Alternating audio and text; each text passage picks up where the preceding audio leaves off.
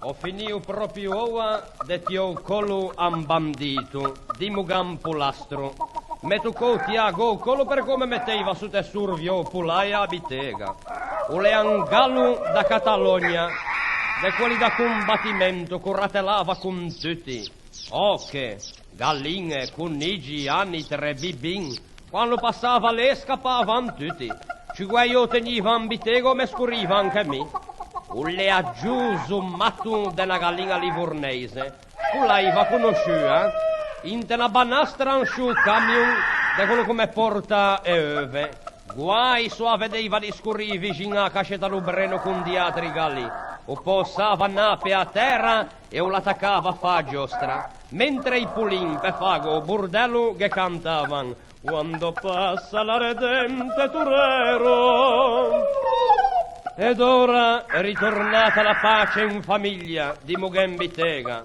Se lo fava così non poi fa manco a peggiame per queste feste. O dan più goscio hanno 150 galline con cimento de pronta presa, che sono lì che non stanno manco in pe. Bisogna studiare tutte chi è. Tutti gli anni bisogna cangiare. L'anno passato che l'ho più deserto e lo devio 4 tombarelli.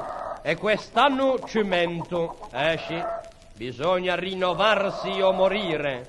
Guai se chi fa un poulailler o manca do spunto, do lampo di intelligenza. Mi da dopo qua verta abitega to in andio un commercio di cumbi viaggiatori. Quello che mi rende. A cosa è semplicissima. Un cliente l'intra e mi dice: scusi, vorrei 2 colombi per mettere sul mio terrazzo. Mi dia maschio e femmina. Dove sta lontano? Ecco, prenda questi 2. Sono 2 magnifici esemplari. Li tenga una settimana in casa e poi li lasci andare che ritornano. E invece da nada lei venga un turno in bitega da me. Me fai immagini 2 cumbi, lo sa venduti più di 1500 volte. E cosa con la fa? Lo domanda via, poveri e bestie. E cosa ne posso se sono affezionato al padron? Anzi, ora vado ad aspettare. Lo vendi a un che se la portai in Calabria 8 giorni fa.